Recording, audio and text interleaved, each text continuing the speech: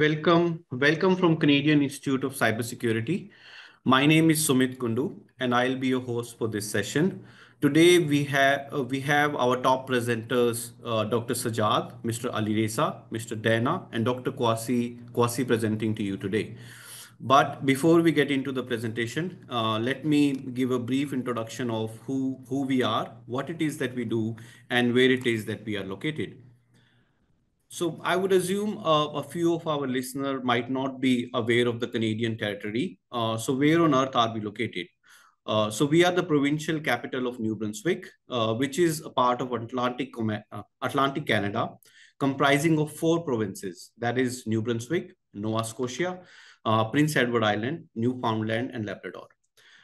We have quite a good flag, which shows our historical connections with the continent of Europe and the importance of maritime activity here in the province. When it comes to our geography, we are 80% forest. So the timber is a big industry here in the province.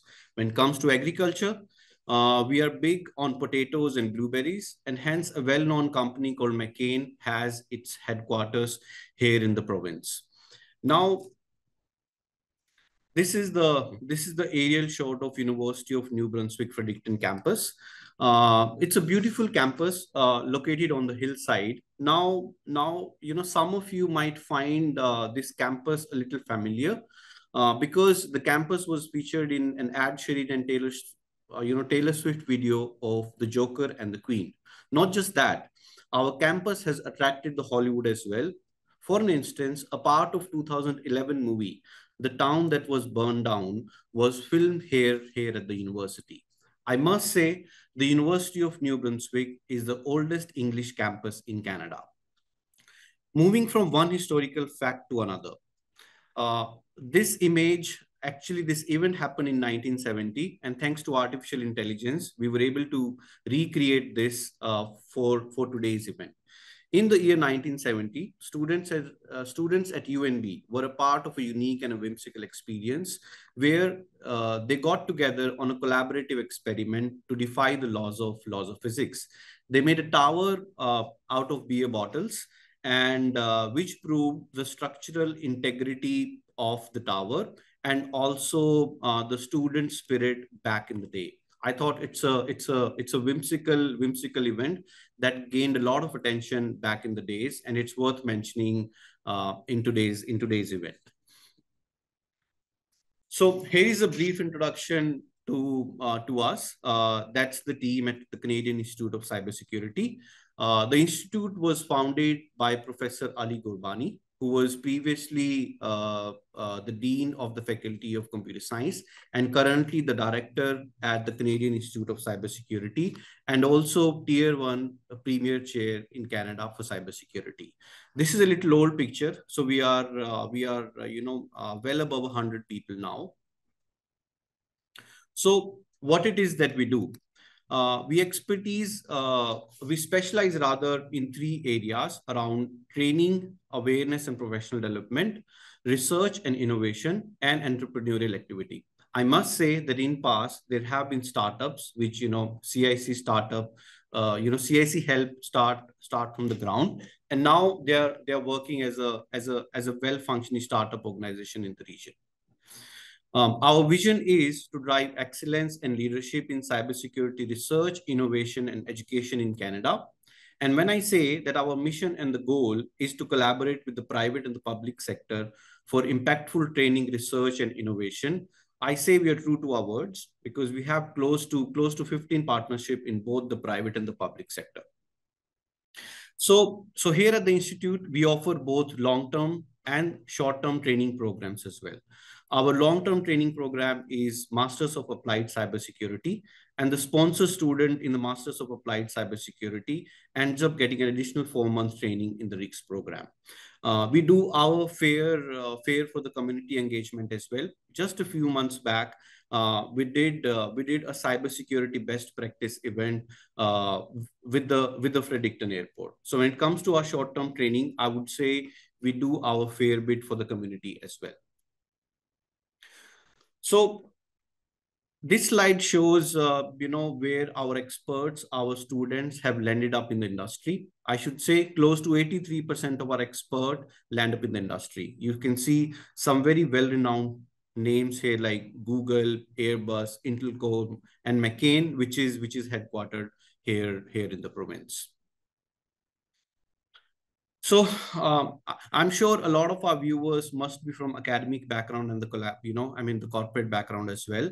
So if you're an academic, if you come from an academic background, you can collaborate with CIC via our no-cost membership as well. So I would encourage you to get in touch with us through our LinkedIn page, and we can help you out in that direction as well. If you're a corporate we would encourage you to get in touch with us, and we can elaborate on how you can, work on long-term R&D projects with us. Now, on this slide, I would like to emphasize that we are the official chapter of Canada's HoneyNet project, and we do have what we call is datasets. So our datasets are highly valued in the industry. And if you're a researcher, I would encourage you to visit our website. Very recently we released our datasets on IoT medical devices, which was very well received in the industry. So I would encourage you to visit our website to access our datasets at no cost at all. So this was a brief introduction about Canadian Institute of Cybersecurity. Now, I would like to introduce our first presenter for the day. And our first presenter is Dr. Sajjad. Dr. Sajjad will be talking on profiling to protection, leveraging datasets for enhanced IoT security. Dr. Sajjad is currently an assistant professor of computer science and cybersecurity research and development team leader at the Canadian Institute of Cybersecurity, University of New Brunswick. He has more than 10 years of experience in the different fields of cybersecurity and has made a significant contribution to digital media security, artificial intelligence security, natural language processing, IoT security, machine learning-based detection system. His expertise as a team leader has been vital in various prestigious organizations, including Kyushu University, University Malaya, Iris Smart Technology, and Kyushu Institute of Technology, Japan. He is the founder of several cybersecurity datasets in the IoT and the NLP security domains. Dr. Sajjad served as the managing editor and the board member of the highest ranked Q1 journal of applied soft computing for over 8 years. His current interests include human-centric cybersecurity, AI-driven threat modeling, security architecture with large language models, and Gen AI algorithms. At this point of time, Dr. Sajjad, I will open the floor to you. So over to you, Dr. Sajjad.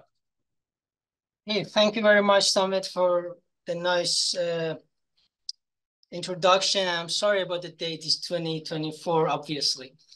All right, so CIC, as Sumit mentioned, is famous for state-of-the-art data sets from 2017, and basically coming from a network security-based type of data set that are globally famous. But in these presentations, I try to go over the data set that we had for the past 3 years, basically mainly in IoT domain, and I focus on 2 of them. But before that, I have to explain a little bit once and for all what IoT is. So the Internet of Things, or IoT, describe the network of a physical object or thing that are implanted with sensors, software, and other technology that can sense for the purpose of connecting and exchanging data with other devices and systems over the internet. So the term IoT is mainly used for devices that wouldn't usually be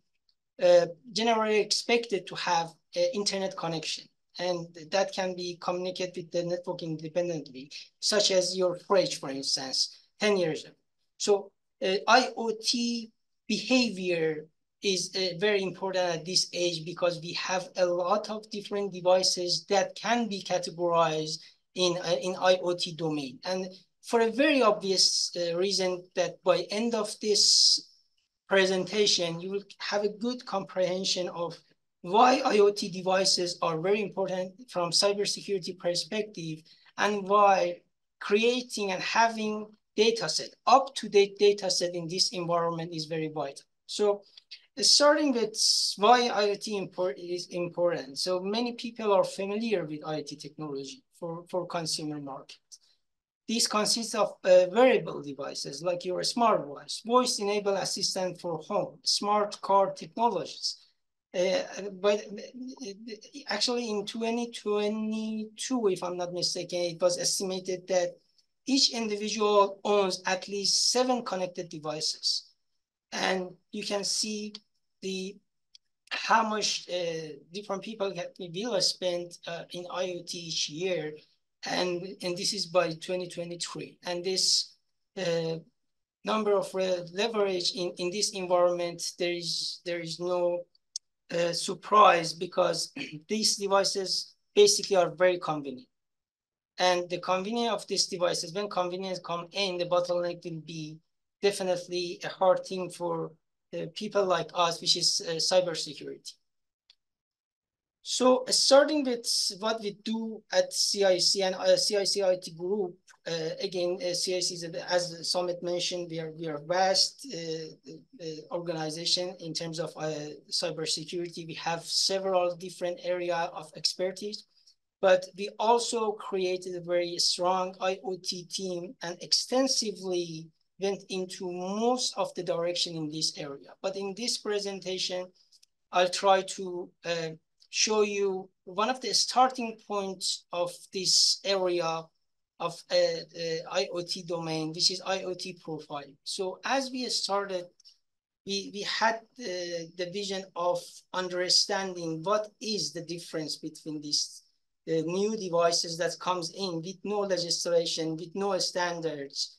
And that's where it brought us to identification of these devices. It was a trend around at least 2 years to understand when you're monitoring your network, how you can differentiate actually between an IoT devices and non-IoT devices. And that comes to where you have the ability of creating and detecting different vulnerability.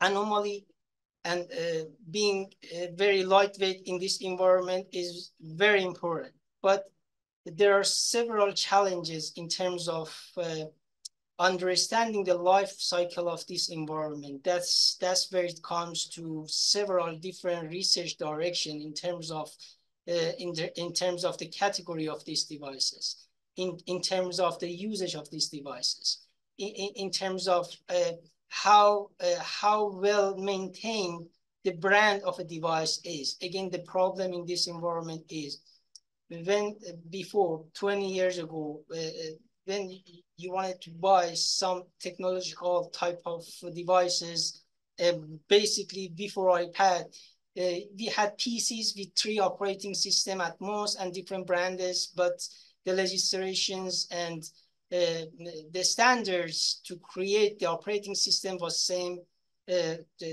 throughout all these devices, such as either is PC or laptop. Problem in this environment is that there is no standard and any brand can come in. These devices are cheap. These devices cannot be monitored like ordinary type of device that have operating system that are connected to electricity and have actually a CPU. So for device monitoring in this environment, you cannot use the IDS, intrusion detection system, such as like normal monitoring that you do, that you have normal firewall, you have malware protection on top of your intrusion detection systems, and then you are worry-free. Your admin, IT admin and vulnerability team are having no problem, because every time they actually do the vulnerability scan over your network, they have a good visibility of these devices. What's going on with this IoT profiling? And by the way, just as a fact, the first IoT device goes back to 1991. And it was an internet toaster. Then in 2000, LG announced the first smart fridge. And by 2005, UN published its first report on Internet of Things. Problem was, if from a start they put in a good standard in terms of manufacture of these devices, we wouldn't be in this mess, and I can't call it a mess right now, and having no control over it. We cannot have an IDS, we cannot have a standard type of malware detection or malware protection or network monitoring, either tools or software or hardware, because of the same reason that I'm telling you. So this mess requires individual monitoring that we call IoT profiling. And to be able to do the profiling, you require to start from scratch, from the network traffic of these devices or different protocols that these devices have, try to identify them, and then you have to go a little bit further and try to understand the type of devices in order to understand the specific vulnerability of a device. So if there is a camera, if it's Alexa, if it's a smartphone, if it's a smart speaker, a smartphone is not IoT, by the way. So you actually require to understand the specific brands in terms of to be able to understand the specific vulnerability too. And unfortunately, for the same reason that I called this environment a mess at this time, no national database out there are able to keep up with publishing the vulnerability every day. And that's where it comes when we started 2 years ago as a team, and we spent 6 months. And that's actually very, very, very starting point that it just create a very important topic of understanding the life cycle of these devices and somehow try to generalize this environment in terms of the monitoring, and which we call it profiling. So basically, one thing is apparent in this environment, in any of these IoT devices. IoT devices basically have 3 different protocols, maybe 4, and 85% are network-based. The other one are ZP, Z-Wave, the much simpler protocol for sensors and everything else, and Bluetooth at the end.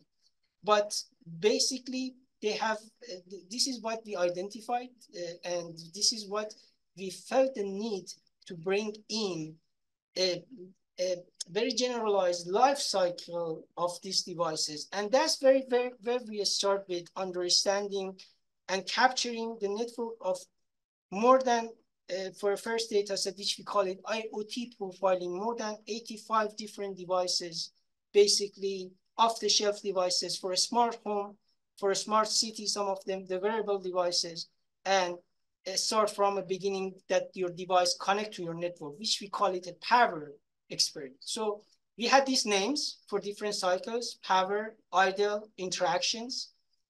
At least these 3 was the main one that we could categorize some of these devices. And we try to observe this the ability of these devices when they actually connect and interact. And the surprising thing was, even devices in the same category with the same brand, they react differently. Then we felt the need, if we are creating this data set for others and us to be used for some machine learning models, for some AI models to be able to train a sufficient, efficient model that cannot be overwhelmed with false positive and false negative. We try to, because even we started to monitor this behavior, and we could not generalize it. So we try to understand this device in different regions. So we had this vision of probably if they are behaving differently, they might behave differently in different regions. And surprisingly, they did. So this first data set was using some of the same devices in our lab in Canada and same devices in UK and US. And that was for the same reason. And again, we went for a one brand, for instance, Alexa, with a very specific instance of a brand, same brand at the same region act probably same, but even the one that we had in here and US act differently. And even this life, every stage of this life cycle, from cybersecurity perspective, from detection, from model to be able to get as much information that they can, had different ideas. For instance, the power experience, the first 3 minutes of these devices connected to your network. And this is a list of the devices that we had for the first data sets. And this is the US lab and CIC lab. And these devices actually have to be maintained and have to be updated every second. But one of the interesting part of this observation was, for instance, this is what I usually mention for Alexa. When we did the power, when we did the interaction, then we did different scenario with this device. Then we disconnected this device, and this was not part of the experience, but after the device was disconnected from electricity, from internet and everything else, after 15 minutes, this device keeps sending leftover packets. So that was where actually me and my team started to warn different industry that interact with us that how dangerous this environment can be because of the vulnerability of this device. So one of the things was, for instance, this is one of the usage of this data set. We try to, because there is no data set, there is no generalized data set, there is no vulnerability updated every day. We try to generate a model that can identify the device, profile the device, and give you some of the possible vulnerability of a device in terms of how you can monitor. Actually, the good thing is today is a stream, and the next presenter will explain to you, Alireza will explain to you some of the usage of this pipeline and actually using this data set and how the devices can be monitored efficiently. So this was the first data set that we call IoT profile. Then it comes to the famous vulnerability and the famous trend of a research in this area, which is when you are actually getting an attack, when your network observe an attack. And this doesn't matter if this is in IoT environment, this probably have the same characteristic in the whole network security domain. Basically, to be able to train your model with clean data in terms of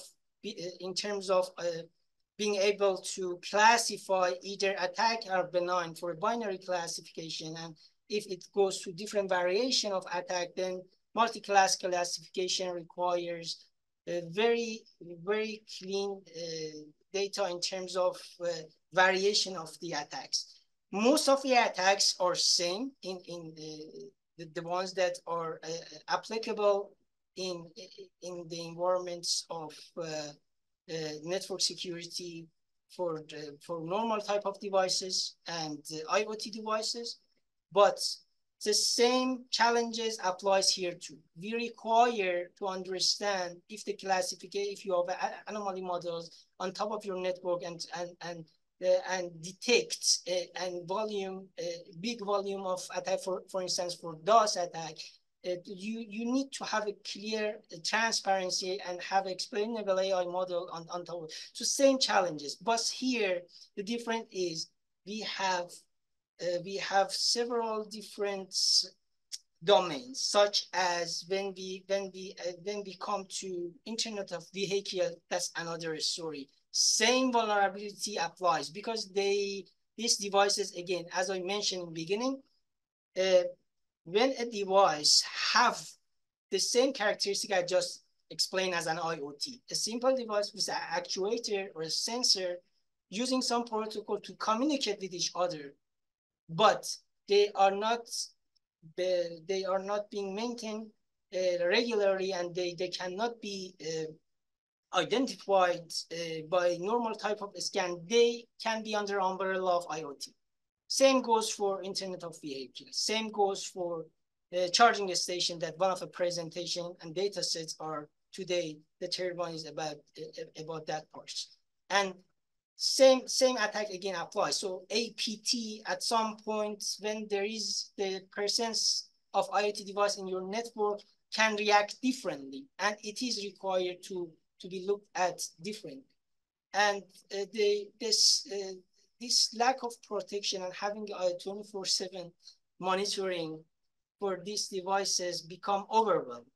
Because if in theory this applies, and CIC is not about theoretical research, we try to come close to apply research. That means to be able to create a data set that can be used for lightweight models, that can actually be used for 24/7 monitoring.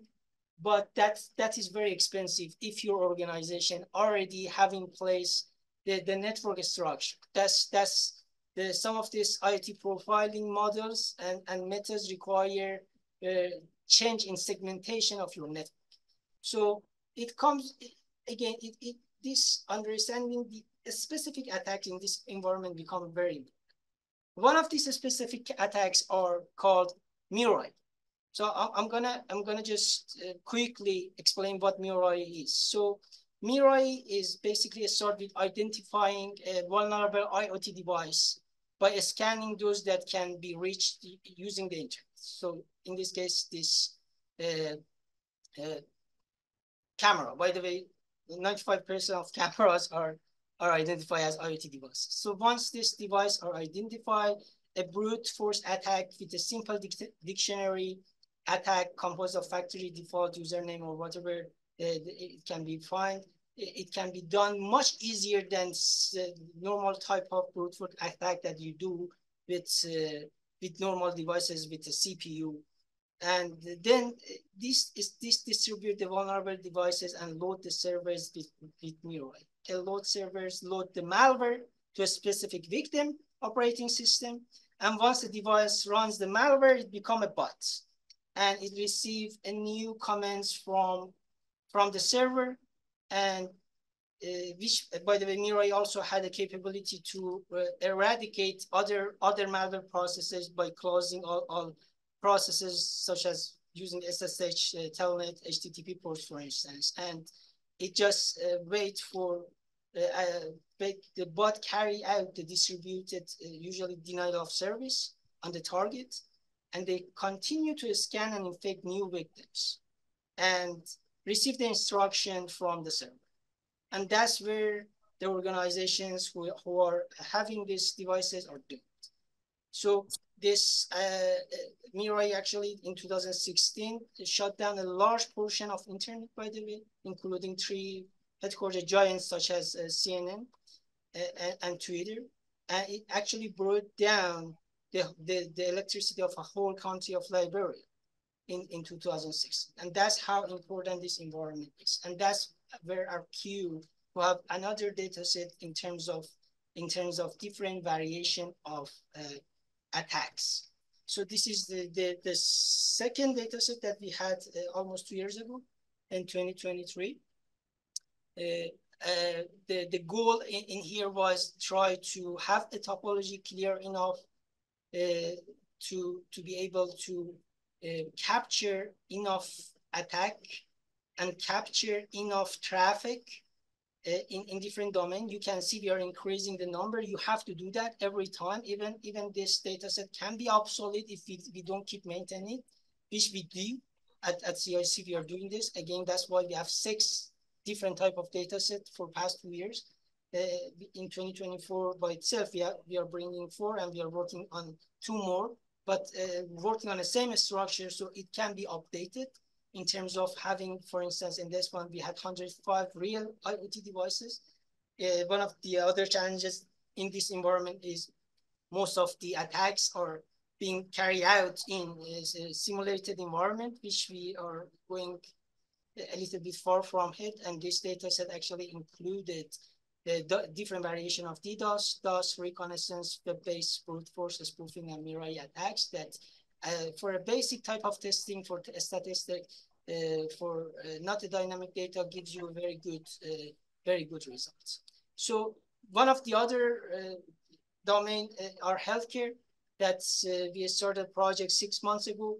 Again, we had challenges of reacting with different type of devices in this environment. They had different protocols such as Bluetooth, creating a challenge and creating actual meaningful attack for Bluetooth was very unrealistic in this environment. That made us make a lot of different type of attacks in this environment, but we did not stop, and we tried to do the same at 2023 in this environment. This is basically showing you the starting from 2022 until 2024, which we have the charger attack, we have a Canvas, IOV, and we have 2024 healthcare datasets. So at the end, this is just a quick overview of what we did, why we're required to start from the profiling. This is one of the most important datasets that we have, because it does not stop at attack, and it actually gives you the ability to have a good anomaly system over the behavior of your devices, and even track the movement of your devices and mobility of the devices. And this includes the attack dataset that I just mentioned, and the IOMT or the healthcare devices require us to have a hybrid dataset, including 40 different simulated and real sensors. The simulation is good. Simulation is important in theoretical research, in academia, probably. But when it comes to reality, being able to keep attacking a simulated device without bringing down the device is absurd. So that's why you require to have the real devices in your obsession. And this is what happened in IOMT, and this is what we did. And this is about how important these data sets are for different models, the actual models that can be lightweight enough and important enough to stop the impact in this environment. I'm not going to explain in details. The good thing, as Sumit mentioned, all these data sets are free in CIC dataset page with very good support team at the back. Of course, all of them have a very comprehensive presentations on the website, and the published paper beside it explaining every little bit of it.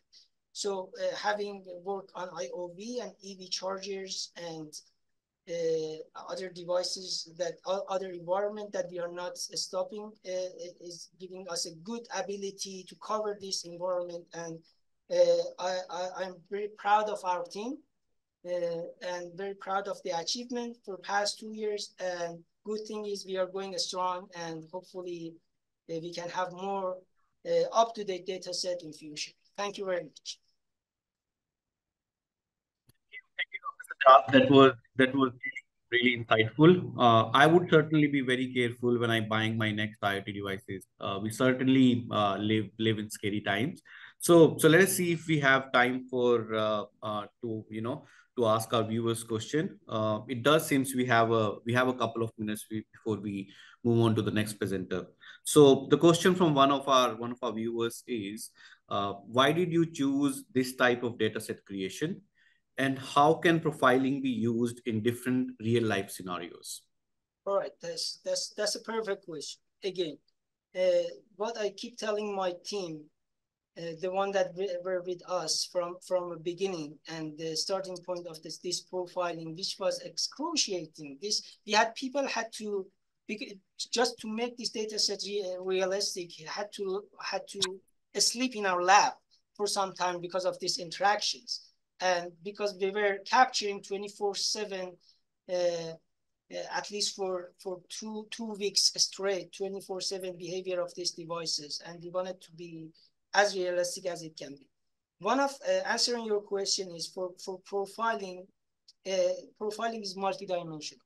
Profiling is not for one purpose. Profiling is not only for your malware detection or monitoring algorithm. This profiling can be used for anomaly detection at a very low level of understanding. If a sensor in your environment try to connect to a server in, I don't want to name a country, in a bad country, for instance. We don't have a bad country. With a trade actor at a country, for instance, that you are not aware of, then this profiling gives you ability to understand any type of anomaly in that terms. So anomaly basically, specifically for anomaly detection method, have different meanings. But this IoT profiling make it more meaningful. And I think from the citations, from the understanding, from some meaningful paper that came out of this data sets, I have a good understanding that it is really very close to be used in industry, and that was a reason that we use these different ones. And we have to keep going. We have to keep maintaining, updating this data set, and come up with the new ones, because new devices are coming out like mushroom from everywhere. And these IoT devices, as you mentioned, are bad news. They're vulnerable. They do not have the capability to be protected individually, and they would not be visible to your normal type of network scan. That's the scariest. Thank you, Dr. Sajjad. That was really insightful, and I must say, you have set some really high standards for our next presenter to live by. But thank you for your time, and thank you for your insight as well. Thank you very much. So now we will move on to our next presenter, and our next presenter is Mr. Alireza. Mr. Alireza is a PhD student at the University of New Brunswick and a cybersecurity researcher at the Canadian Institute of Cybersecurity. His main research is on the Internet of Things security. He started his research by studying the security of low power, low rate wireless protocols such as Zigbee, and extended his research to state-of-art solutions such as artificial intelligence, blockchain, and software-defined networking to secure IoT networks. His main research is on profiling, fingerprintings, and identification techniques for behavior monitoring of IoT networks. He is currently conducting research on IoT anomaly intrusion detection to address the challenges caused by the proliferation, heterogeneity, and resource constraints of IoT devices in different IoT applications. So Mr. Alireza, I'll open the floor to you at this point. So over to you. Thank you very much, Sumit. Hello, everyone. Good morning, good afternoon, and good evening, wherever you are. My name is Alireza, and I will be talking about securing IoT networks using device profiling and monitoring. And I've decided to go very, very high level so that everyone with little to no background can follow. That's why I will start with a general overview of Internet of Things on top of what Dr. Sajjad mentioned earlier. Then I will move on to discussing IoT security overall. What are the challenges? What are the concepts there? And I will talk about how I used our two first data sets in IoT to actually carry on my research. So starting with IoT, I would like to first start with a standard definition of Internet of Things. Based on IEEE, a network of items, each embedded with sensors which are connected to the internet. That's what IoT is. And based on this, devices that have at least one transducer for interacting directly with the physical world and at least one network interface for interacting with the digital world. So from this point of view, an IoT device is a device or an interface that connects the physical world to the digital world. And that's at the same time exhilarating and scary. So let's talk about the interesting stuff. So in terms of application, we have several different types of application, like Internet of Vehicles, in that we connect our vehicles to the internet so that we don't have to go down the stairs if our car is out of reach and we can just easily lock the doors, do whatever. Or in a industrial IoT setting, we can deploy sensors that monitor the environment, like in a factory, and these sensors give feedback to the central systems for more efficiency and so forth. In a medical IoT environment or healthcare IoT, we connect sensors and implantables and wearables to the patients to read their vital signs, send them in real time, and basically make possible early diagnosis of different diseases or problems. To even give you more context, to make it even more tangible, in a smart home environment, we have several different kinds of devices, like smart bulbs, smart cameras, smart thermostats, and smart locks. And the whole environment works in a way that we have an application interface on our mobile phone or on our tablet, and then we can use that application interface to remotely connect to these devices to turn on or off the lights, to lock the doors, and basically turn up or down the heat and so forth. And in this case, the IoT devices are connected to our modem, to the internet, and they speak to their corresponding servers. For example, in case of smart speakers like Alexa, they talk to the server, and we use our phone basically to connect to that. Or, for example, for connecting to our lights. That's really interesting because it makes possible controlling our physical environment remotely. But what makes it scary is that if we can do that, other people might potentially be able to do so. So there are different lots of applications in IoT, and in these applications, there are different things involved. And these things could be like in a smart city, sensors that can read sensory data from the environment data, from traffic lights and traffic in general to make traffic management possible. Or in an agriculture scenario, you can deploy different sensors to read the weather conditions, soil moisture, and these kinds of things, and basically produce feedback to your end application, and you can then identify if there's any problem with the crops or any other things. So you can think of a lot of different IoT devices and things that can be deployed in different applications. And a really important concept in IoT is connectivity.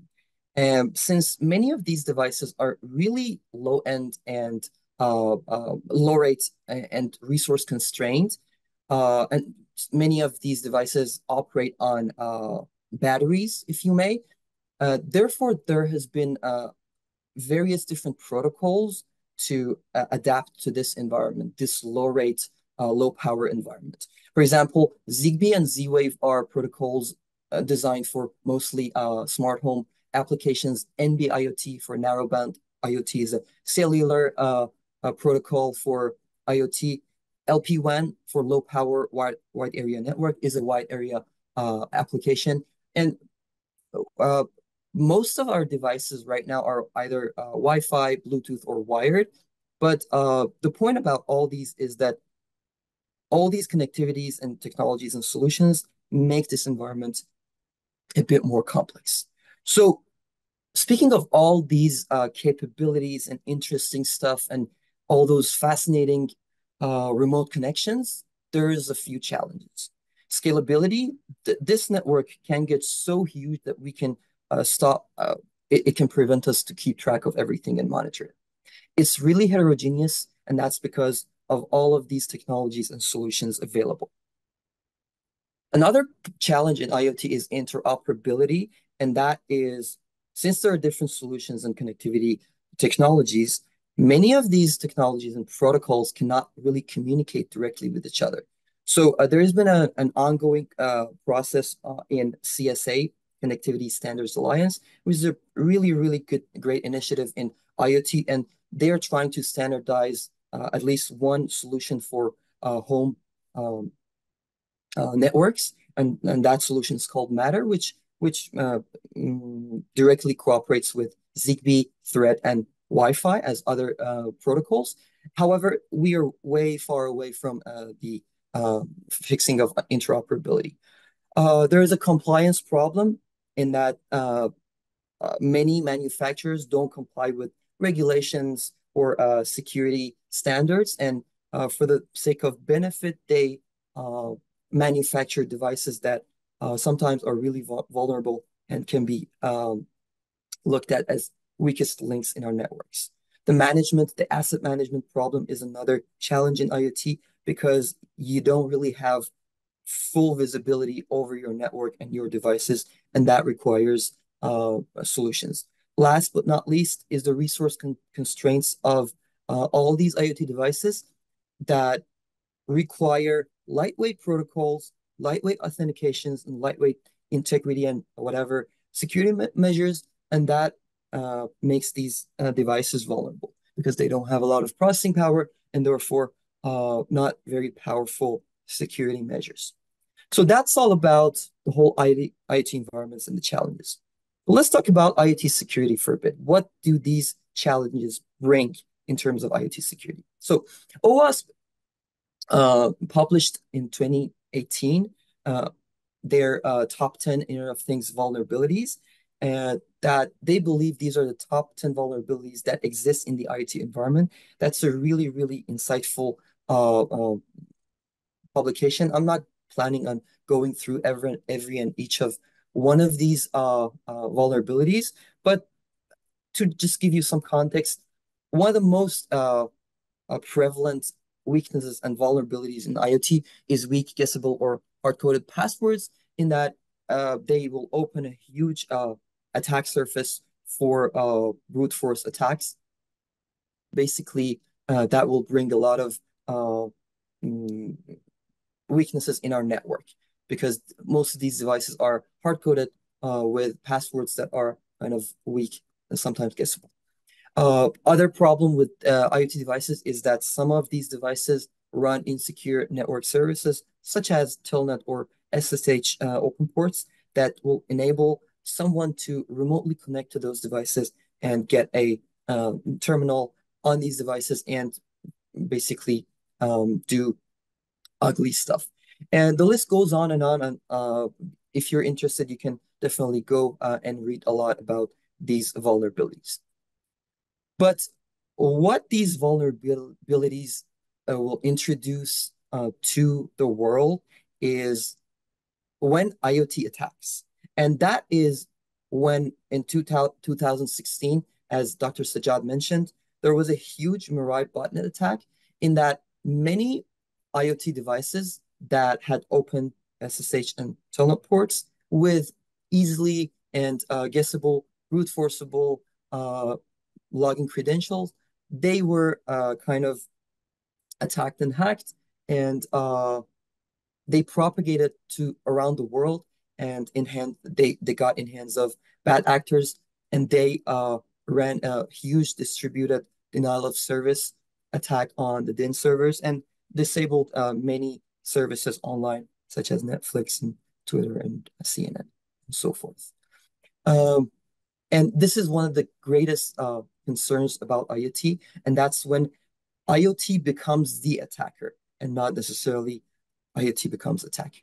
However, on the other hand, there are lots of other cases in different scenarios, such as smart homes, healthcare, and IoV applications that these devices are being hacked and attacked. For example, in a smart home or smart office environment, there are several off-the-shelf cameras installed, and most often these cameras can be brute force, and you can basically hack into them, get the live feed out of them, and watch them. For example, if you buy a baby monitor for your kids in-house, and if they're not as secure, they could be hacked into and basically compromise the privacy of your house. In a healthcare environment, these devices could be wearables or even worse, implantables that are connected to your heart, to your blood. They sense your vital signs and send it to the cloud. And there are lots of examples of these devices being hacked, like if you search hacked or hackable cardiac devices, there are lots of these devices out there that has been proven that they're not secure. So the whole community is trying to build up on security posture of these devices, but there are lots of thousands of these devices out there insecure. And in the case of Internet of Vehicles, or IOV, if you search for remote carjacking, since these cars or vehicles are connected to the internet, that opens a gateway to your vehicle. And if there's not enough security measures in place, then there's going to be a breach, and basically they can remotely carjack your vehicle. So as a solution, we wanted to perform network monitoring on these networks. And what we realized after 3 years worth of experience and research, we realized that conventional and traditional network monitoring on IoT networks won't cut it. So we need another solution to be able to mitigate this ever-evolving complex network. So the idea that we had was IoT profiling, and we have been working heavily working on a pipeline called the profiling pipeline, which includes identification, profiling, and monitoring. In the first stage, we try to gain general insight about our network topology. What are these devices? Are these devices IoT or not? And after identifying these IoT devices in the network, we perform several different behavioral fingerprint methods to create these profiles. In parallel, we perform vulnerability assessment to see either passively or actively to see how vulnerable these devices are. And if we need, which in most cases we do, we quarantine those devices or do proper segmentation of those devices so as to separate those devices from our main network infrastructure. And lastly, we use the fingerprints and profiles that we have created for these devices and constantly monitor their behavior in order to understand the anomalies. And these anomalies could be just malfunction and malbehavior, or they could be intrusions. And in case an intrusion or attack is detected, we can classify them, label them for further intelligence in IoT environments. So for the device identification module, we literally sat down and observed the network traffic behavior of these devices. And the first thing we realized was that this traffic was way more simplistic than that of non-IoT devices, such as PCs and laptops and smartphones. And when we looked closer to that, we realized that even the protocols, the network protocols that these devices use are way more simplistic than that of non-IoT devices. They're very limited. The transmission rates are way more limited and way low rate than that of non-IoT devices. And more importantly, the communications and the endpoints that they communicate with are way more limited than non-IoT devices such as PCs. After realizing these characteristics, we needed to extract meaningful features from these observed characteristics. We could extract features from the packet headers of these IoT devices, network packet headers. We could extract statistical features from the protocols, the open ports, basically the used ports and services, and also temporal features such as what is the rate of sending packets for this device to the servers, different servers that they're communicating with. And lastly, we realized that we can also extract flow-based features, which doesn't consider the network packets individually, but considers packets as a whole, and basically discusses flows of packets to even gain more insight about the behavior and nature of these devices. In the IoT profiling module, the second step, there are several ways you can create behavioral fingerprints. The majority of works in the literature are machine learning based, in that you extract features from the network traffic, you feed these feature vectors to the machine learning models, you train these models, and they are used to do the anomaly detection and so forth. On the other hand, there are rule-based or knowledge-based ways in which you extract rules from packet headers and payloads, and using those rules, it will enable you to find the anomalies and intrusions. There are some other approaches a bit underrated that you will notice in the literature. One of them is image-based approaches in which you convert the network traffic files into images, either RGB or grayscale, and then you will feed these to approaches like convolutional neural networks and those approaches that are fit for image-based learning and analysis. Lastly, there are similarity-based approaches in which you convert the network traffic to locality-sensitive hash digests. And these are different from the typical hash digests that when you change a single bit to the input in locality-sensitive hash functions, they don't produce a very, very similar, a very, very different hash, and this preserves the similarity for that input.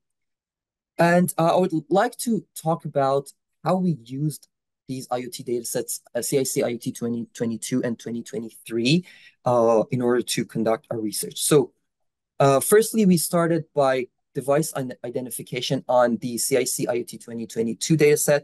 We tried to identify the devices inside the network, and then from that insight, we searched for vulnerabilities in databases, online databases, and try to realize which devices are vulnerable and report and visualize all these threat intel. And this graph is the master's thesis of one of our members that was accepted in a top 50 university for her PhD.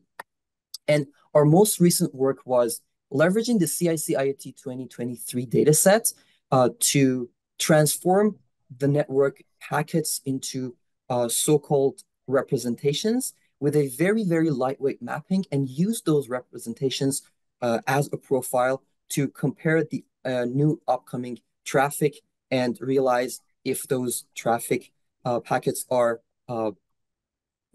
attack or benign. That concludes my presentation. Thank you very much for your attention. I would like to thank CIC for giving me the opportunity to take part, and also extend my gratitude to everyone who's been involved with this amazing conference. Now I'm open to any questions if there are any. Thank you, Alireza. That was really insightful. And I should say that was a perfect follow-up and a summation after Dr. Sajjad's presentation. So it seems we do have one question from one of our viewers, and I will go ahead and ask it. What value do you find these type of data sets are to graduate students? That's a pretty interesting question. And as a graduate student, a PhD student, what I realized that in CIC, we have an IoT lab with 100-something devices, and we have access to these devices, but this requires a lot of infrastructure, a lot of money. I have access to that, but many people don't. So the use of these data sets is that they kind of bring the lab to your home and to your own laptop. And for my own research, regardless of the fact that I have been involved in the collection and I have had access to these devices, I've been doing my own research on these data sets. And that enables researchers and graduate students as well to perform their research and conduct their research and have these labs, no matter what the data type is or the data set is, and basically move forward with their future research. Thank you, Alireza. That was really explanatory, and I thank you again for your time. So now at this point in the session, we'll move on to our next presenter, and our next presenter is Mr. Emmanuel Dana. Dana will be speaking on the creation of a datasets to advance cybersecurity research in electric vehicle charging stations. Dana holds a master's degree in computer science from the University of New Brunswick, specializing in the cybersecurity of electric vehicles charging stations. He has served as an assistant researcher at the Canadian Institute of Cybersecurity, collaborating with industry partners to enhance the security of operational technology. With over 10 years of experience, Emmanuel Dana brings a wealth of expertise in power utility substation automation and SCADA communication systems.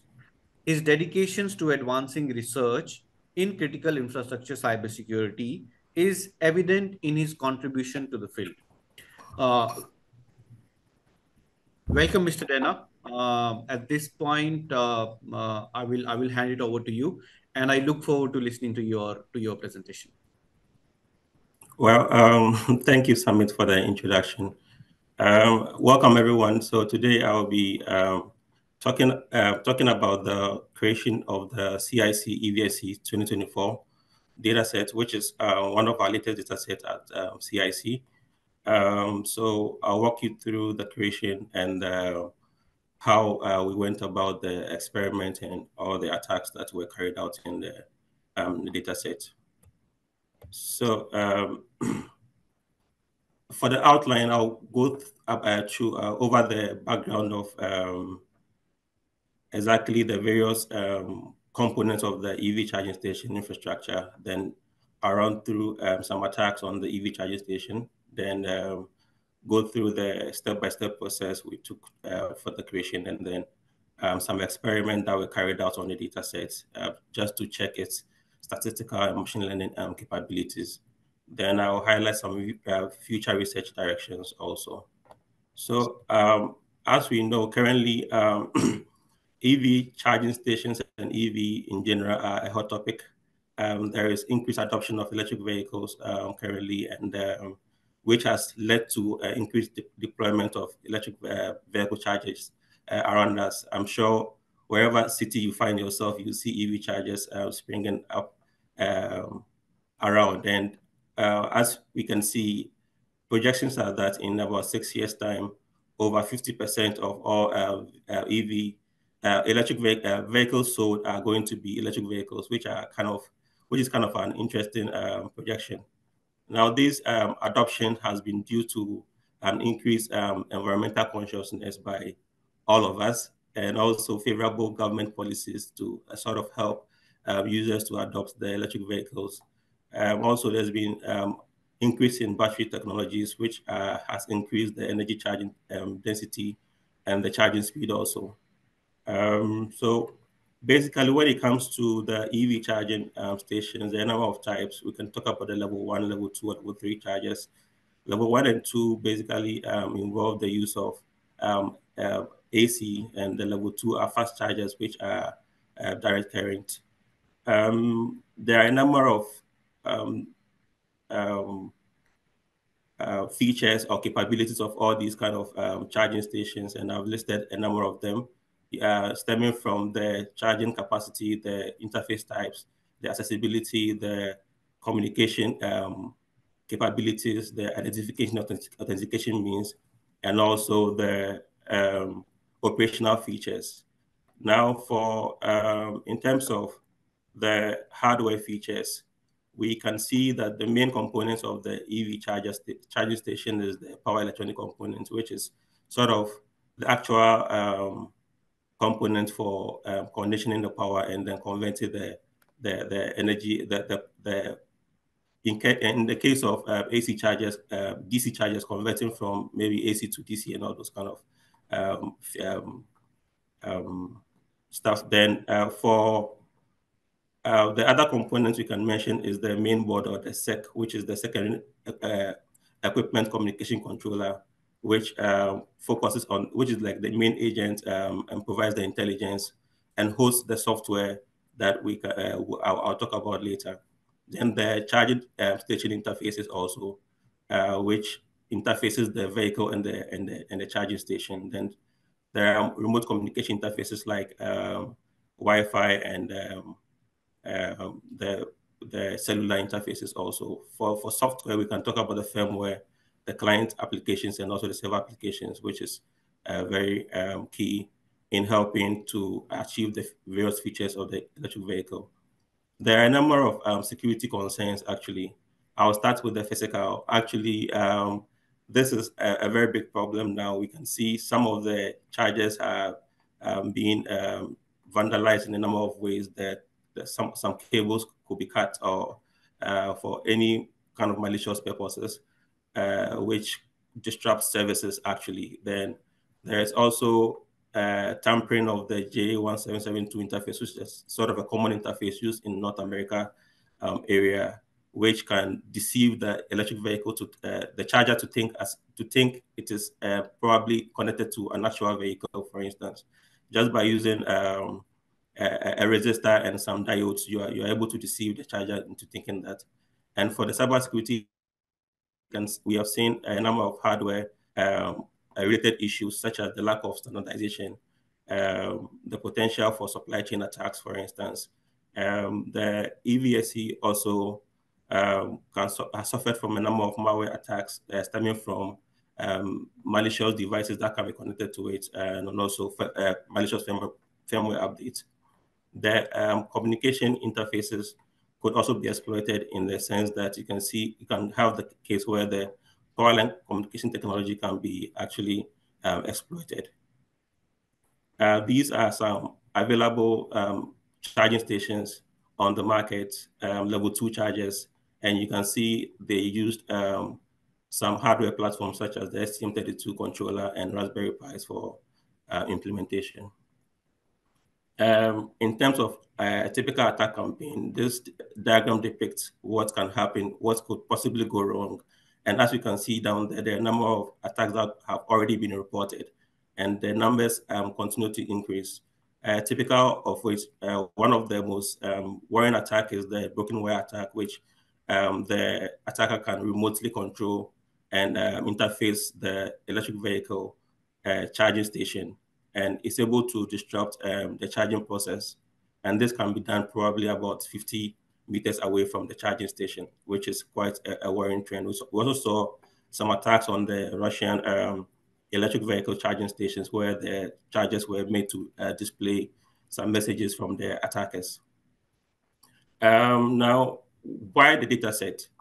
Actually, for cybersecurity research and coming up with a way to understand how the charging stations behave and to propose a good solution in terms of security, we need to sort of, as Dr. Sajjad mentioned, profile the behavioral patterns of the charging station, for instance. And to do this, we need some historical data which contains the operational features and also the conditions of the charging stations under both benign and attack scenarios.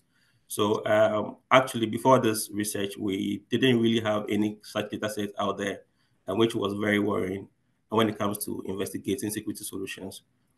I will just walk us through some the steps we went through to create this data set. So basically, the initial stages to set up the data set testbed, then generate the data sets itself, then do some evaluation and benchmarking, and publishing the data set for researchers to have access to the data. So this is an overview of the testbed.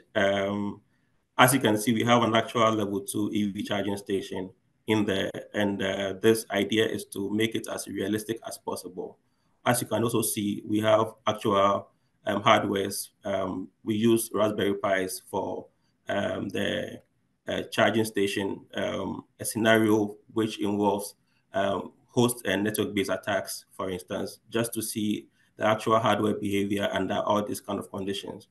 Whilst all these attacks were happening, we also tried to log a number of data. One of the data was from the power consumption pattern, for instance. The question is, are we able to distinguish the behavior of the charging station, the main controller itself?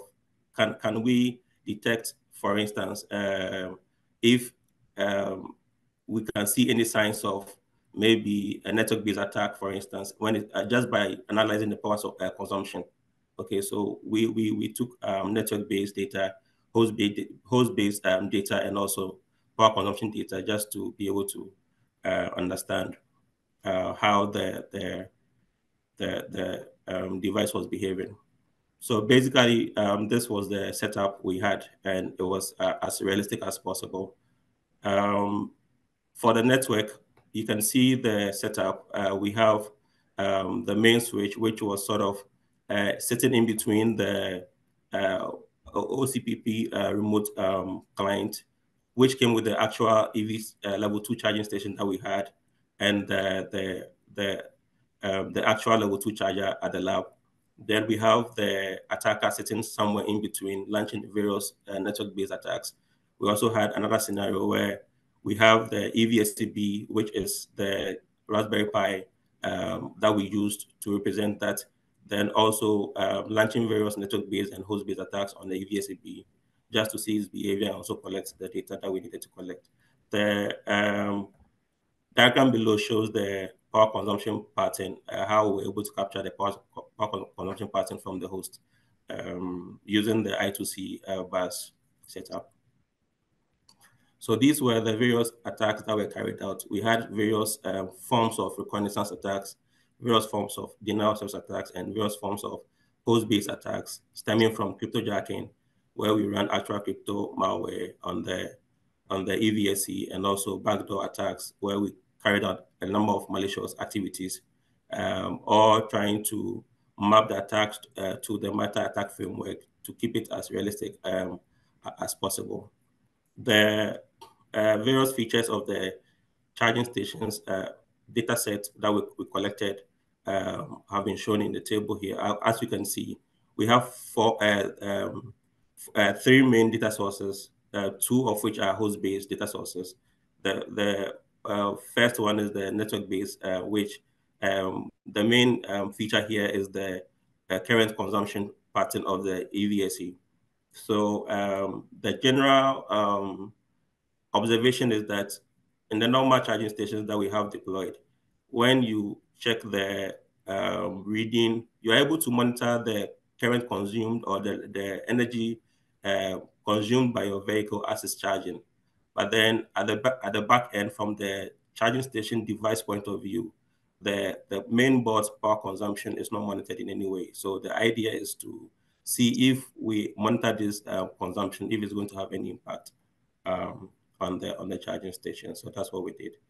And this is how our data set compares to all the existing data sets that were there before, which were more focused on electrical engineering and power analysis, not so much focused on data, not so much focused on cybersecurity research. So basically, we carried out a number of experiments just to see how good or otherwise this data set performs in terms of detecting or helping the research community to study the behavior of the charging station. And as you can see on the screen, this is just data from the power consumption patterns. And it's interesting to see that there is actually difference in power consumption patterns whilst the various attacks were happening. So reconnaissance, for instance, is the least to be detected. These are percentage changes. So you have how different the baseline power consumption when the charging station is operating in normal conditions, and you have the various other attacks having some kind of deviations from the baseline. And you can see cryptojacking and denial of service attacks are actually high up there in terms of deviations from the power consumption.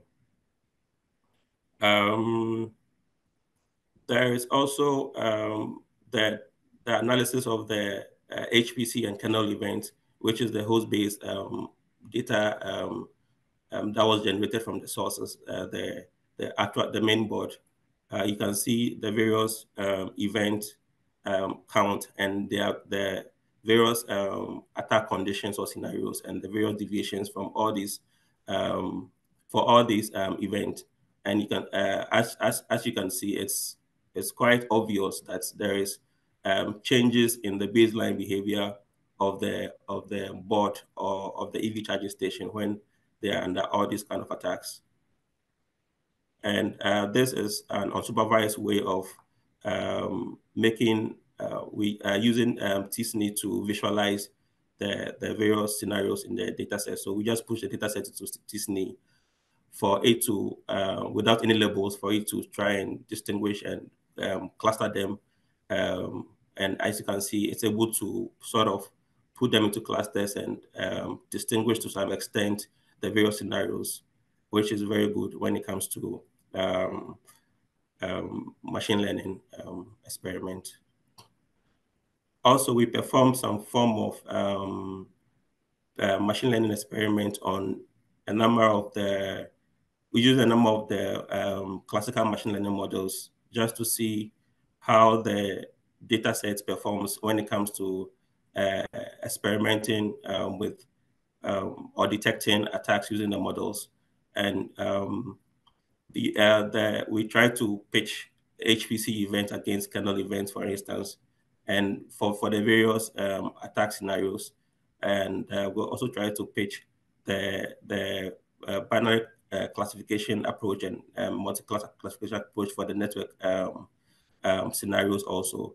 And these are the performances. As you can see, the performances are quite good, and which sorts of justify the viability or the potency of this data sets to help the community when it comes to researching topics like anomaly detection, for instance, just to see how we are able to detect if there are any anomalies in the data sets, for instance. Yeah. So for future research directions, there are a number of directions that this can go. This is actually, I would say, the beginning of greater things to come, because EV charging stations are currently being adopted, and the industry side and academic side are all focusing on how best to come up with solutions to secure them as much as possible. So one future direction we can look at is how we can expand or extend the data set, for instance, to include much more scenarios. The two main protocols used for charging station is the OCPP and the ISO 15118 for V2G communication, for instance. So the question is, are we able to launch specific attacks on these protocols, and are we able to see how these protocols perform in terms of their strength and weaknesses and all that? So these are some investigations that can be carried out. And also we can look at increasing the number of charging stations involved in the test or experiments, for instance, so that we can see how the various vendors, charging stations from the various vendors behave under attacks. These are some ideas that we can also experiment in. Also, one major security solution that has to be adopted or investigated for charging station is the topic of anomaly detection. So we should be able to investigate or come up with models that would use this data set for the purpose of detection when it comes to the various kind of anomalies that can occur in the charging station infrastructure. And the thing is, depending on the viability or the extent to which we grow the data sets, we expose more scenarios in data set, and we are able to train a model that can generalize and be robust enough to be able to detect various kinds of attacks when it comes to anomaly detection. Then finally, we can look at the introduction of security information and event monitoring system, which is like a higher level umbrella solution to monitor the various charging stations. For instance, we can push all the data generated from all the charging stations, the security event, the logs, even if we have local anomaly detections modules deployed within the charging stations itself, we can push all these logs to somewhere, maybe push the logs to the same tool for the purpose of detecting and oversight, trying to identify in real time if there are any anomalies coming up in the data sets, in the charging station, for instance. That's it for today. Thank you for joining, and I would leave for the next presenter. Thank you. Thank you, Dana. That was again really insightful and really interesting to listen to as well. We are certainly moving from times where automobiles had little to no technology to times where electric vehicles are built entirely around technologies. So I'm sure your data set and your research around electric vehicles would be very imperative and integral for researchers around the world to use, and it will help shape the technology as we know in the future. So at this point, let's see if we have a question from one of our viewers. So yes, so I'll ask you one of the questions from our viewers. uh, how realistic are the threats or attack scenario experimented in the datasets? Yeah, so as I mentioned, when we check the current landscape in terms of the threat against the charging stations, we can see that most of the attacks are like focusing on the communication interfaces of the charging station. So either the remote communication interface, which is where you have the OCPP communication, or the communication with maybe the payment gateway, or probably the communication interface that's where the V2G communication interface, where we interface with the actual electric vehicle, for instance. So as much as possible, we try to model all the attacks around these communication interfaces. And as best, most of the attacks that you can be exposed to are probably maybe any form of DOS attack, or any form of reconnaissance and all that. As we know, for instance, for a typical attack campaign, the attacker can choose to start by launching a DOS attack, a reconnaissance, just to understand the way the system behaves and all that. So that's how the the um, the attack started for our data set. Then we moved into the DOS attacks. Then also we tried to experiment with the various host-based attacks. Cryptojacking, for instance, is a very realistic threat against the charging station infrastructure, because you see that because they are always plugged into the power supplies, and they are always having constant connection to the network or the internet. It's possible that you are going to have a way you are going to have a way where a situation where attackers are going to find it very, very conducive, for instance, to launch crypto jacking and take over and mine some crypto malware, on the background. So all these scenarios were captured in our data set, which makes it very strong and rich for the research community to use for their research. Yeah, thank you. Okay. Thank you, Dana. That was Yes. again very explanatory and very insightful as well. It seems we do have another question from one of our You hear voice?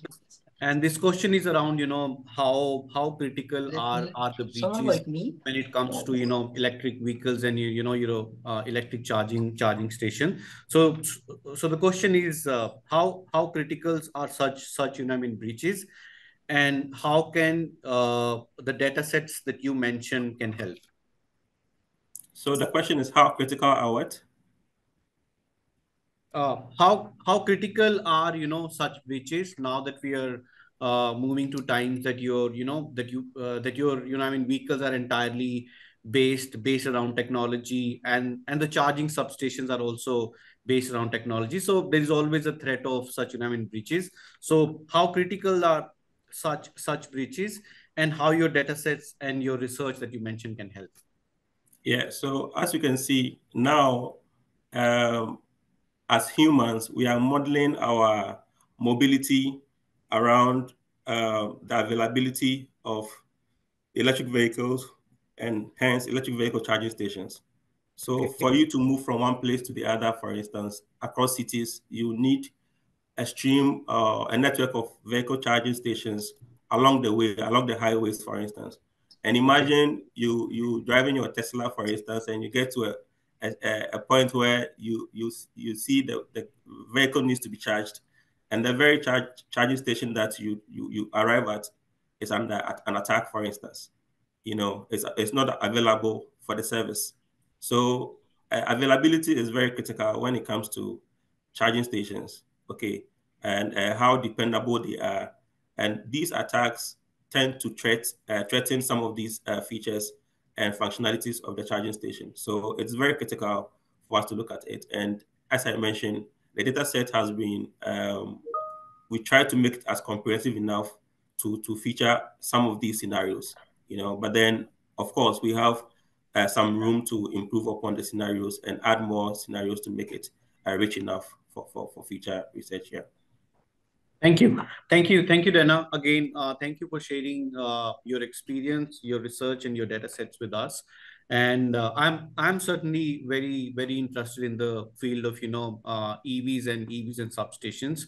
I had good time listening to your presentation. It was very insightful and enjoyable. So viewers, now we'll in this segment we'll move to the last presenter of the day. Normally, I would be intrigued to say that we save the best for the last, but that wouldn't be fair on our other presenters who were equally good and insightful and share their experience with us. So our next presenter is Dr. Kwasi. And Dr. Kwasi will speak on securing substations with trust, risk posture, and multi-agent system, a comprehensive approach. Aside from a decade of experience within the telecommunication sector, Dr. Kwasi has over 6 years of experience in cybersecurity research and development, working with various industry partners on topics such as threat intelligence, data collections, attacks within the smart grid. Dr. Kwasi received his BSc and MPhil degree in computer engineering in 2007 and 2012, respectively, from the Kwame Nkrumah University of Science and Technology, Ghana. In the February of 2024, Dr. Kwasi received his PhD degree in computer science from the University of New Brunswick, specializing in smart grid security. He is involved in industrial-related cybersecurity projects with renowned industry giants like Siemens, General Dynamic Mission Systems Canada, and IBM as research team lead. His research interests include smart grid security, threat intelligence sharing, security of military-based mission-critical systems, and risk management. So at this point of time, I'll welcome Dr. Dana, and the floor is all yours.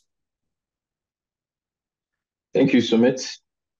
I hope everyone can see my screen, and I hope everyone can hear me just loud and clear. Okay, so thank you everyone again. My name is Dr. Boakye-Boateng, and today I'm going to give a presentation on securing substations with trust, risk posture, multi-agent systems, a comprehensive approach. So now I'll start off with the outline. And what we're going to start off with is that we're going to talk about operational technology and smart grids. And this is to the benefit of those who have no idea what operational technology is and what smart grid is. And we'll also talk about substations, which will then give a background on what a substation is, talk about the attack and defense topics around substations. And then I will provide a CIC approach on how we look into the attack and defense scenario, specifically more on the defense part of it. And then we'll then discuss how we tested our work and then provide results on that. And then we will then finalize everything on this. So let's start off with OT technology and smart grids. And because the topic of this is the 5W's, we'll do this in a sort of a 5W's way. So now, what is operational technology? Now, it's a technology that you use to actually monitor and control physical devices. And you can actually find them in water treatment plants, factories, chemical plants, manufacturing plants. Those kind of classifications is what you actually term as OT. And of course, power grids, which we'll touch on power grids later. So why is OT very important? The thing is, it allows automation and it also allows efficiency, right? Because if not, a lot of the things that we do would have been a manual process. So because of that, you can say engineers, operators are really grateful. And in fact, we are all grateful that we have OT in our lives. So now let's switch to a different kind of OT or a subset of OT, which is the power grid. So now what's the power grid? It is responsible for the transmission, the generation, the transmission, and the distribution of electricity. So the fact that we have our lights on, the fact that we have everything running, power grid, pretty much, because it gives us electricity. And I can't really overstate how important that is. Now, if you have something like this power grid, which you see, and the way the power grid was designed back in the day was that it was isolated. So pretty much it stands on its own, and you wanted to run any form of any work there, you need to be on the premises and then to operate whatever's there. So now you merge the power grid with IT infrastructure, in this case, what you would call or you would term a cyber integration. And then what you actually have is what you call the smart grid. A lot of people tend to confuse smart meters with smart grid. But the thing is, smart meters is part of the smart grid. So now, if you integrate the IT infrastructure into it now it means that you can actually control it remotely. You can view whatever is going on remotely. You also have access to the data that is generated by the grid so that you can perform tasks like forecasting or prediction. And it even eases on how to actually do a purchase of power within the grid. So that is one of the key things, or that's one of the important things with the smart grid. Now, unfortunately, bringing in the cyber integration into the grid also comes up with an unforeseen problem. And that is the fact that because you integrated that, now the attack surface of the smart grid increases. Now, what do we mean by that? What's an attack surface? It's pretty much, the area within which, the points within which an attacker can actually attack.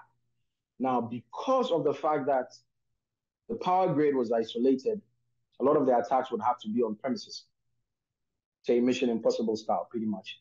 But now you add the smart grid interface, you now introduce the smart grid. Now, what this means is that a lot of the attacks can happen remotely now. So which means that now you have all the potential vulnerabilities most of the potential vulnerabilities that you have in the IT now gets translated into the OT now. Now we have multiple entry points of cyber threats in here.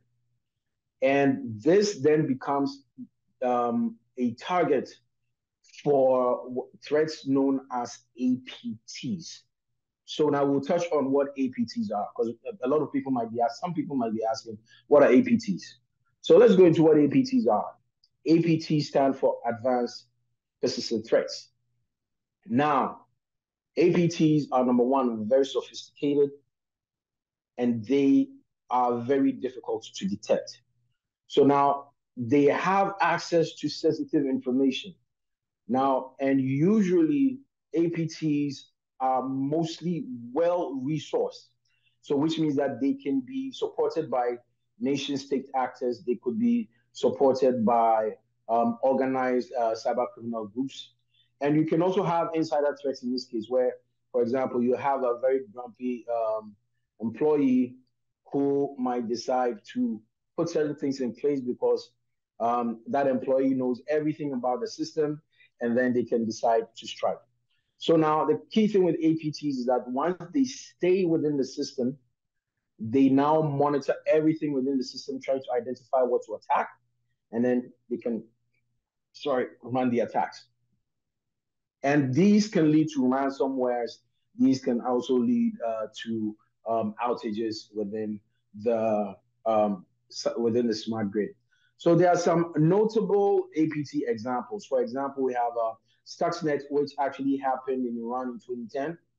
And then I also jump to Black Energy, which also occurred in Ukraine, where in this attack, they actually compromised the system, gave fake information to the engineers that everything was okay whilst they were reconfiguring the devices. And then they turned off the power grid and the engineers couldn't see it. And then they blocked the communication lines so that when customers were trying to call, they couldn't actually reach the utility providers. It took 6 hours to bring things back online. And now one of the most sophisticated threats out there, which is the pipeline, which was detected in 2022, had a lot of modules pretty much 100% prepared for the grid. So in this case, it didn't really need to spend a lot of time to identify devices and then build malware specific for those devices because they had already built a lot of them for well-known attacks. But luckily, it was not deployed. So now let's talk about substations. So what's a substation? I would say some might say substation is the heart of the smart grid. I would also say it's kind of like the pressure points of the smart grid because it is what is responsible. It sits in the middle during the entire process from the transmission to the distribution. Now, if you compromise all the substations within the grid, then it means you're going to have power outages within the grid. So now the substation actually converts voltages either from high to low or from low to high. And without the substations, the smart grid really wouldn't work.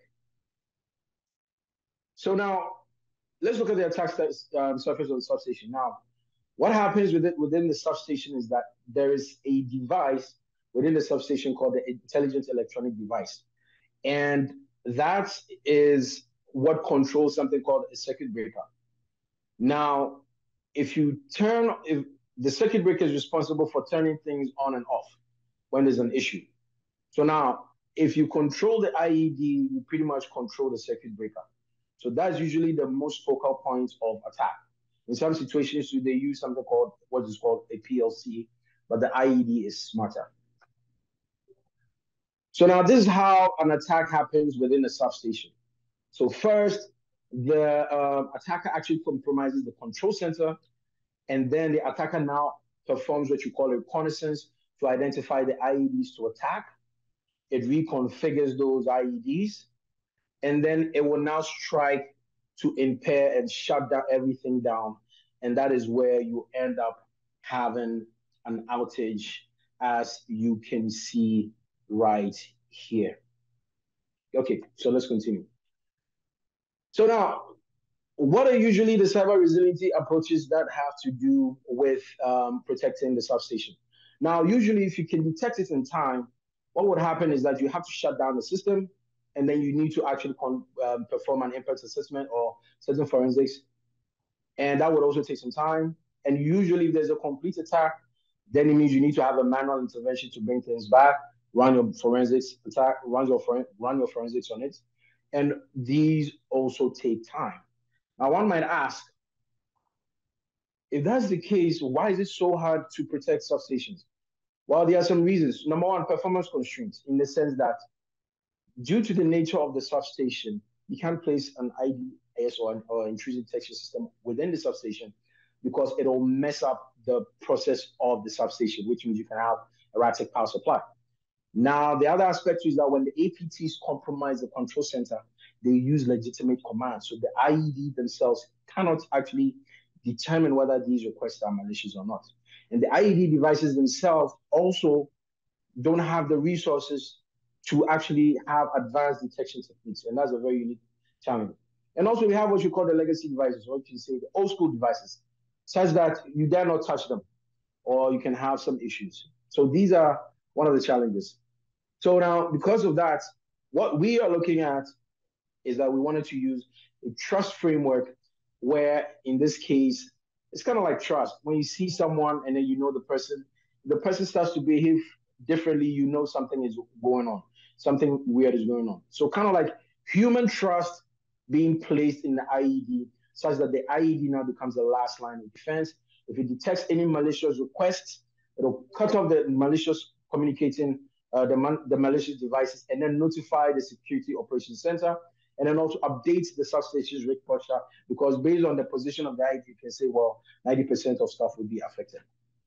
So now let's go on. So this is the game plan. We first need to come up with a trust model, then come up with a risk posture model. In this case, it'll determine what percentage of the substation is a risk. Then we use the Modbus protocol because it is widely used. And then we also look at certain attack scenarios. And based on that, we also generate data sets for people to use. Now, we were also looking into the future where we want the IEDs to think for themselves, to be autonomous. And in this case, the aim is to use a multi-agent system, where in this case, a multi-agent system is a system that contains intelligent agents and where they must contribute to make sure that the substation is secure. And in this case, we're using a centralized approach.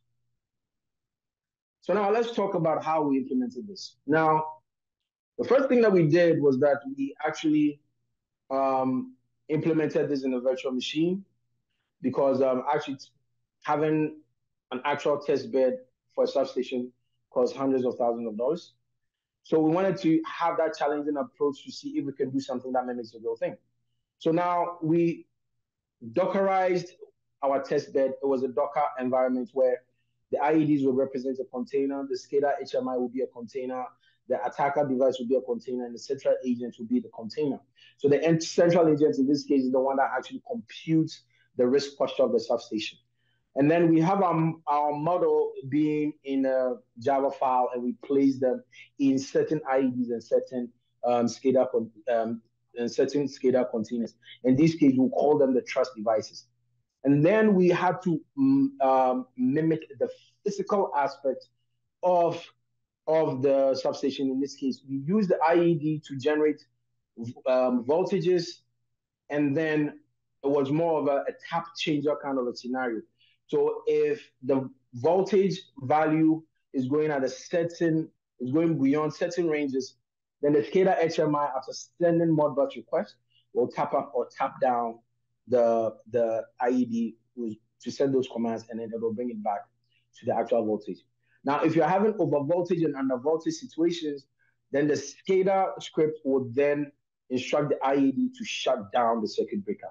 Now, every log that was generated by our trust IEDs would be sent to the ELK stack, and that's where we'll actually create the SOC style kind of visualization. So if there's an attack that is detected, it is written to a log, and everything is pushed in real time, and then you will see it, and it happens within seconds. So now this is the kind of architecture that we're having here. So we have the trust IED being the one that we have that would do the detection, and then we have a regular IED that would be compromised, and then we also have a SCADA IED that can be compromised to actually represent the actual scenario, and then also have an external attack, and then our central agent here. Now ELK stack does the visualization. So now let's talk about the kind of attacks. We just couldn't do any attack anyhow. So we had to map this to the MITRE ICS attack framework so that our attacks would be guided. So we actually picked 4 tactics, and that's the ones on the left that are actually block colored. We looked at collection, we looked at a hindrance response function, impair, control, and evasion to evade. So based on these attacks, we're pretty much running reconnaissance first, because you need to find out what you're dealing with. And then denial of service attacks, such as query flooding, and also inserting malicious payloads. And then we can also have impair control, process control, where we can actually attack the devices or attack by writing to the calls. It means that we're writing to a circuit breaker to turn things off, or trying to write to all circuit breakers. So these were the testing scenarios. We're looking at scenarios where, number one, the first scenario would be to use a regular SCADA HMI. In this case, that one is actually vulnerable. And then within that scenario, we look at an attack from an external device, where in this case, the attack is from outside of the network. And then we will then look at the classic way where the SCADA is compromised, and then it runs attack commands are sent. And then we looked at the second situation where we're having a trusted SCADA HMI. And in this case, you're having an IED that has been compromised, and then is actually sending attacks towards the SCADA. So these are the 2 that we looked at. So now let's look at the results of this. So let's go. So in the first one, we were looking at the compromised SCADA attack. Now, everything was going normal, as you can see here, right? And then an attack happened here. And it was flagged with an unknown right query attack, as you can see right in this corner here. So once that attack happened, it was blocked all the way. So the communication was just blocked throughout. And you can see that the alert here shows that it is a severe kind of attack. Now let's look at the next one. So now based on that attack, because this IED was ranked as one of the most critical IEDs in this situation, the central agent then flagged that 95% of the site of the substation is at risk. And that is what was actually provided here in this dashboard. So now let's look at the second kind of attack. And in this case too, it was a query flooding attack. So we looked at the denial of a service attack. And once that happened, you would notice that when the packets started becoming very fast, it was quickly flagged based on various kind of attacks. You can see query flooding in here as well. And then once that happened, there was a black list of that SCADA HMI that was compromised, and the alert was here as well. Now, because this IED was actually more of a low-ranked IED, it actually gave a 15% risk posture. Now, let's look at the attack from a compromised IED. In this case, the IED was compromised, and for this, it actually sent, the compromised IED was trying to send fake values, and our trusted SCADA HMI was able to detect this one too, as well, as can be seen over here, and it was blacklisted throughout. And because this IED that was compromised was also a high-ranking IED, pretty much on the same level as the first one, the central agent actually ranked this as that 95% of the substation was at risk because of that. Now let's talk about the data set structure that was generated out of this. So the first thing that happened was that for our data sets, we made sure that they weren't very large. We had to slice them up into 100 MB files, and so that it can easily be loaded. Now we also have attack captures as well, which actually contains the attacks from the various scenarios. Now with this attack capture, what we actually did was that we made sure that it contains both the attack and benign captures, which should make it a challenge for anyone who wants to build anomaly detection models to make sure it's robust. And we also have totally benign captures available, and that one can be used for training before you run the attack captures in your, say, machine learning model. And then because mixing up the attack and benign captures, the labeling would be very difficult. We have attack logs that include the timestamp, the attack type, and then the transaction ID so that you can easily identify them. Now, what we also did was that we did the captures in multiple ways. We have the point of view captures where the captures were taken from each individual device or each individual container. And within this scenario, if you want to implement device-only anomaly detection, or if anyone wants to actually perform research or trust-based kind of research, you can use these captures without the need of trying to filter out only devices for your research. And then we also had network-wide captures as well, which is usually the classic type that we normally have. And for this, it's just captured from the bridge, and then you can use this holistically if you want to do a network-wide anomaly detection, like a general intrusion detection kind of research. So now, let's come up with the 5 W's of the CIC datasets. So the question is this: our colleagues have really done well. So who needs it? Utility providers is available to vendors. It's also available to cybersecurity researchers. What are they? We have the CIC Modbus Dataset 2023, CIC IOV 2024, CIC IoT 2024, CIC IoT 2022 and 2023. And we also have the CIC EVSE 2024. So these are there for substation, vehicles, IoT, and EV charging station kind of research. Now, we also have older ones as well that are also available. You can also look at them as well. I'm just presenting these because of what my colleagues presented here. And they were actually released in 2022, 2023, 2024. And we'll still keep on generating more. And you can always find them at our CIC website, which you can find in the link below. Or you can just Google CIC Dataset, and it'll just pop right up. And we really value our data sets in the sense that it actually provides realistic benchmarks. And then it also facilitates, evaluation techniques, for threat classification and also for various forms of anomaly detection. So with this, I shall wrap up, and I will say thank you everyone for being here, and I'll be waiting some questions. Thank you. Thank you, Dr. Kwasi. Again, that was very, very enjoyable, very, knowledgeable. And, thanks for, sharing your experience and your insight with us. Now, with this, we are definitely coming to the last lap of today's section. And let's see if we have some questions from our viewers. So it does seem we do have a couple of questions for you. So the first question from our viewers is, what are the challenges in setting up a test bed for cybersecurity scenario? Well, if you're looking at smart grids, the key challenge has to do with the fidelity of the test bed, trying to make sure that it's very realistic.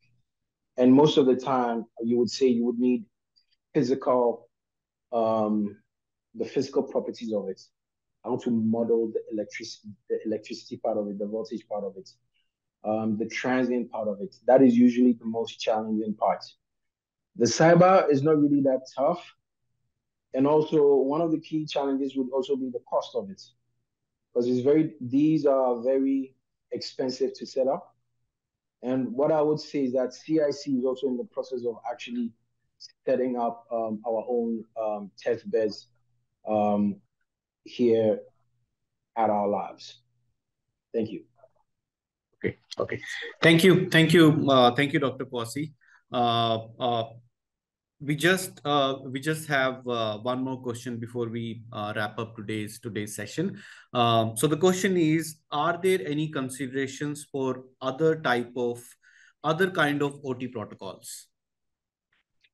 Yes, we will definitely be looking at DNP3 and IEC 61850. We started with Modbus because it's one of the most common ones and it's still being used to date. Pretty much across the entire OT protocols, not just the smart grids, but then you can also use them in water treatment plants as well. You can also have them in chemical plants in various places too. So yeah, now that we've handled that, now we'll focus on DNP3 and IEC 61850, and those will be coming out soon as well with our industrial partners. Yes. Okay. Thank you, Dr. Kwasi. Before we wrap up today's session, it does seem we do have one more question, and I promise this is the last question on today's session. And the question, sort of themes around as we are moving from conventional ways of getting electricities at home to more of a smart grid technology, where the smart grid is continuously trying to capture data from the user and use that actionable data into taking the technology forward.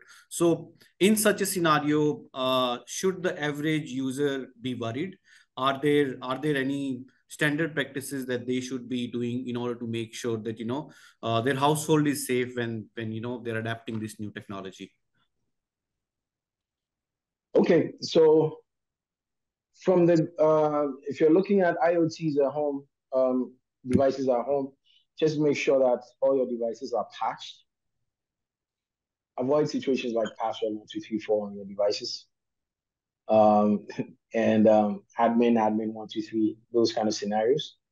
But then if you're looking at from the power grid side, say smart meter side of it, things, I think most utility providers have started to implement very robust security protocols because they've seen how the damages can be. So they're trying to make sure that it's also secure. So for the users, as long as you're having all your devices well patched up, your passwords are secure, you're actually ensuring security sanity, yep, you should be fine. Okay. Thank you, Dr. Kwasi. Your presentation did gain a lot of interest, and we had a lot of interest from the viewers, and hence we had almost 3 questions. So with this we are coming to the end of today's session, and I must say, as we draw close to end of our session, I want to thank every one of you for joining us today. It's been a pleasure to share insight into the vibrant world of cybersecurity with our audience. Today we heard Dr. Sajjad on leveraging Dataset for IoT securities, Alireza on security IoT networks, Dana on the cybersecurity in electric vehicles, and Dr. Kwasi on protecting of substation with the trust of multi-agent system. Each presentation has underscored the critical importance of our research and development effort. So before we sign off, I would want to say one thing, that we here at the Canadian Institute of Cybersecurity are always open to collaboration. So if you're an academic researcher, if you're from a university, please get in touch with us through our LinkedIn channel, through our membership for academics is at no cost. If you're a corporate, a large-scale organization, a public entity, or a private company, or even a startup that's looking to build up their technology right from the ground up, I would encourage you to get in touch with us through our corporate membership. So with this, I come to the we at CIC come to the end of today's session. So with this conclusion, I want to acknowledge the contributions of us speakers, and emphasize community and future collaboration. With this, I hope we are leaving all of you with a sense of inclusion, with a sense of collaboration and learning. Thank you. Thank you from CIC, and have a good rest of the day.